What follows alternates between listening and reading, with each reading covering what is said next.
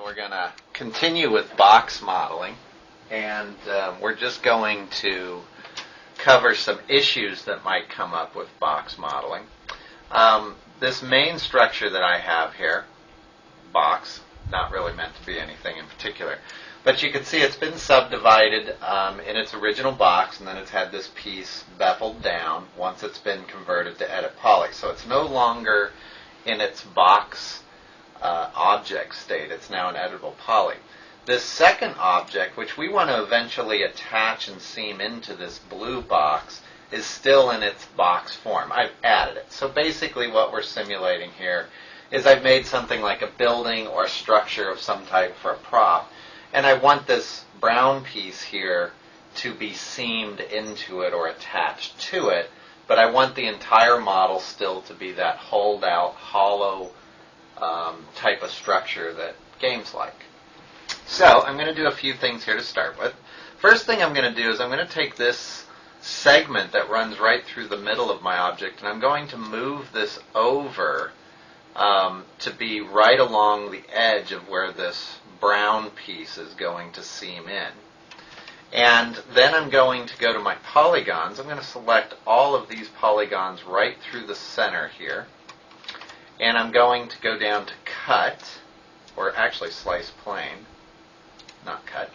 And I'm going to rotate my slice plane around, and I'm just going to move this over until it seams right into this piece here. You can see it goes right along the edge of where that brown piece is. And if I real quickly go here under configure and I turn off shade selected faces, you'll see the dotted line here where the slice plane is actually cutting through. You just can't see it with shaded selection on, mainly because the line is red and shaded selections are red by default.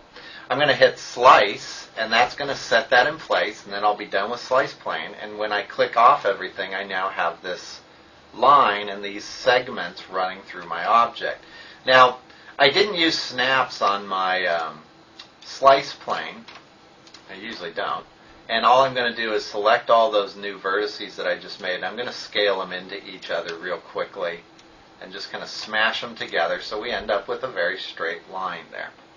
Okay, now I have an area here to kind of connect my little brown piece into. I'm going to maximize this. I'm going to select my new little brown box down here. And what I'm going to do is add a length segment. That's the part I forgot, because I want to slide this length segment right over here. I need a segment here where it's going to seam into the blue box. Now this one can be an editable poly at this point. I'm going to select those pieces of the new segment and just slide it over until it's pretty close to the intersection there of that box.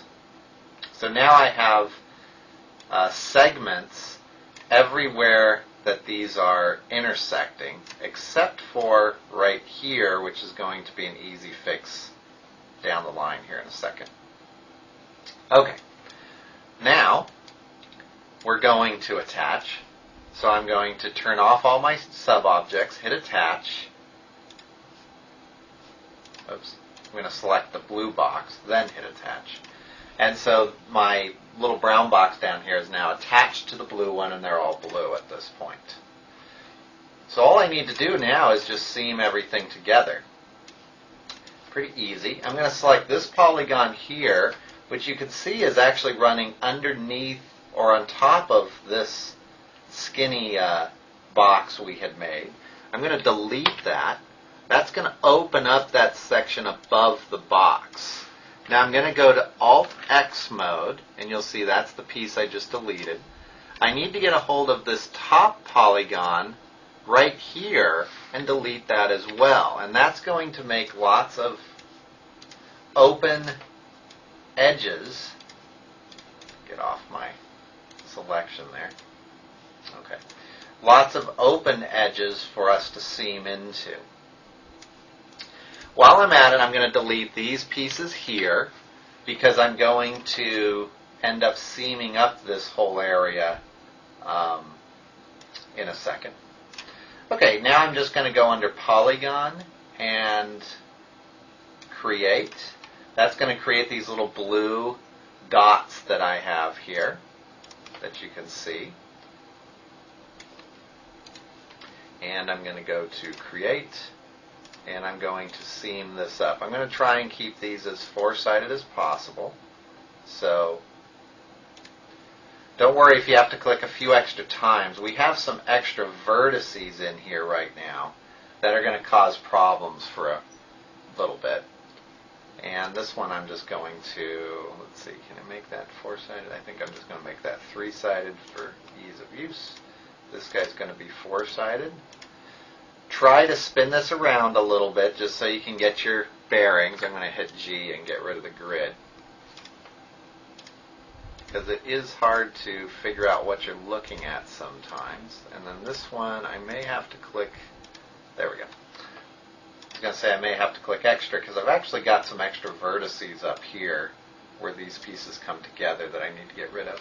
Now right now that's almost done. The only thing we need to do, if I zoom in real close, you'll see that there's a gap here where these extra vertices are.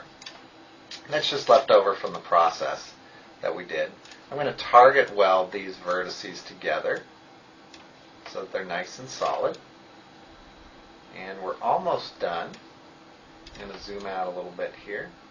I'm going to go to my four views so I can see a little bit better what's going on, and I'm just going to tighten up the vertices. I'm going to grab these vertices here, and I'm just going to kind of smash them together so they're nice and straight. I'm going to grab all these vertices along this row and smash them together. You could use maps for this as well.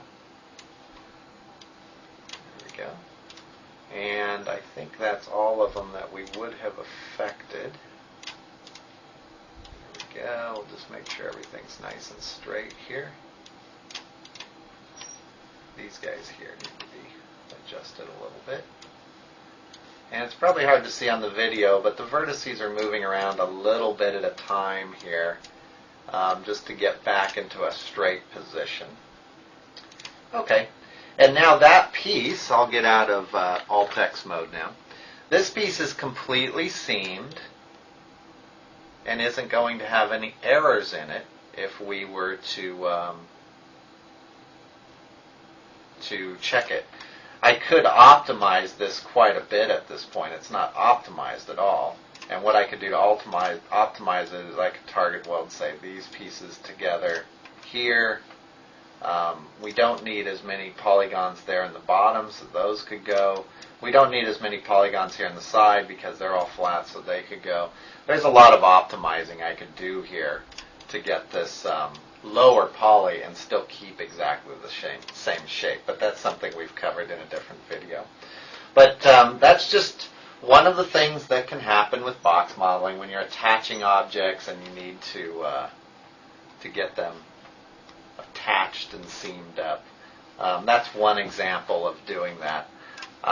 Before we go here, if I put a symmetry modifier on this, you can see how you can figure out which way we're looking at it. We can use what we just made there to get a more complex object, and this more complex object is all seamed up as well. If I put another symmetry on top of this, I can get those little boards to stick out of the side here. If I figure out which side we're looking at. Let's see, I think we want that one. And I'll go down to mirror, and we'll rotate that. I believe that's right. There we go. And we'll turn that guy off. We'll add another symmetry on top of that.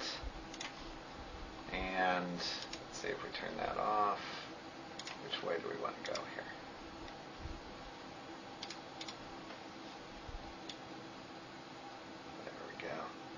And if we rotate this around, we can get an even more complex object using what we had already built earlier. It would need some seaming up down here at the bottom. But we can get a fairly complex object, and this is all holed out because we used original pieces that were already pretty well created. We can really adjust these a lot, so I could do something like this and go down to the symmetry here, I believe, and put those together. And what we end up with, again, fairly complex little object there that didn't take too long to make. If we were to make this without symmetry, it would take a lot longer. And then we can go back in and optimize some of these weird polygons that we've got here.